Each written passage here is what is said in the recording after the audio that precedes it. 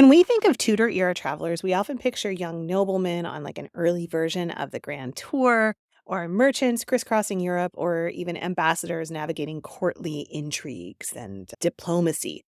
But what about women? You might assume that travel for women in the 16th and 17th centuries was rare, dangerous, or even frowned upon.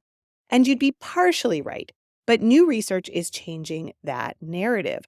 I recently found a study that uncovered evidence that over 2,000 English women traveled to continental Europe between 1558 and 1630, and their reasons for travel were just as diverse as those of their male counterparts.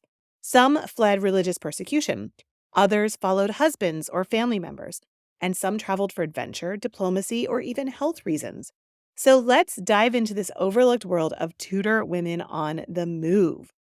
For centuries, historians assumed that women in early modern England rarely traveled abroad. After all, society discouraged women from independent movement. Laws like the Statute of Confinement from 1593 even limited how far Catholics could travel from home. But official records, port registries, and diplomatic correspondence tell a different story. Women were on the move. Alethea Talbot, the Countess of Arundel, was one such traveler. She was a collector of art and books, and she traveled extensively, shaping taste and culture at the English court. Ambassadors' wives, known as ambassadresses, also played crucial roles, not just accompanying their husbands, but actively managing diplomatic households and influencing negotiations. So, why were women traveling? The study found that women traveled for a variety of reasons. There was religion. Catholic women, in particular, traveled to escape persecution in England or to join convents in Europe. A database of English nuns reveals nearly 4,000 women who settled in continental religious houses between 1600 and 1800. Then there was diplomacy. Women in ambassadorial households weren't just silent companions, they played active roles in negotiation, gift giving, and intelligence gathering. There was also commerce. Women connected to merchant families or trade networks often traveled between England and bustling European ports. What about health? The town of Spa in Belgium became a hotspot for English women seeking medicinal waters. Women from both Protestant and Catholic backgrounds visited, making it an early example of a multi-faith international health resort. Finally, family and marriage. Many traveled with husbands or to arrange strategic marriages, reinforcing alliances across Europe. So, how did people react to women traveling? Well, some men were scandalized. Literature from the period condemned wide wandering women, a phrase dripping with moral disapproval. Writers feared that travel would lead women into temptation or make them too independent. But by the early 1600s, attitudes were shifting. As more women traveled, their presence abroad became harder to ignore.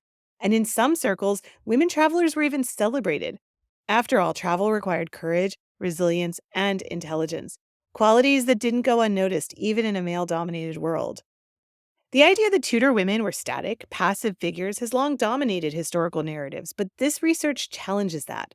These women weren't just spectators, they were participants in the great movements of their time.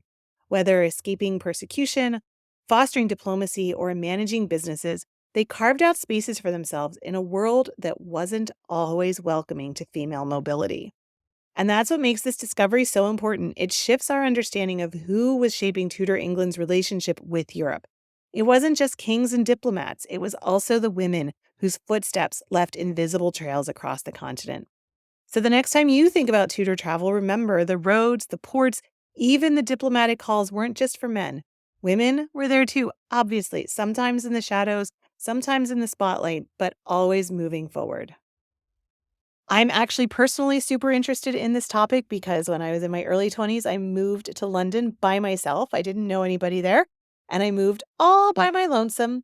And I actually started a very early travel group online called Nomad Chick for women travelers. And for a long time, my username and my kind of at username on all my early social media, like that I started like on MySpace and stuff way back in the day, was Nomad Chick.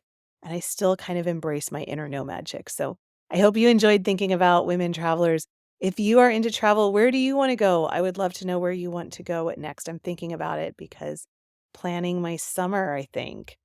So anyway, if you enjoyed this, I sure would appreciate a press of that like button.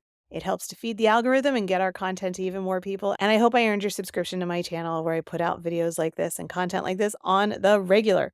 Thanks so much for being here. Have a wonderful evening. Don't forget to drink your water. I'll be back soon. Bye bye.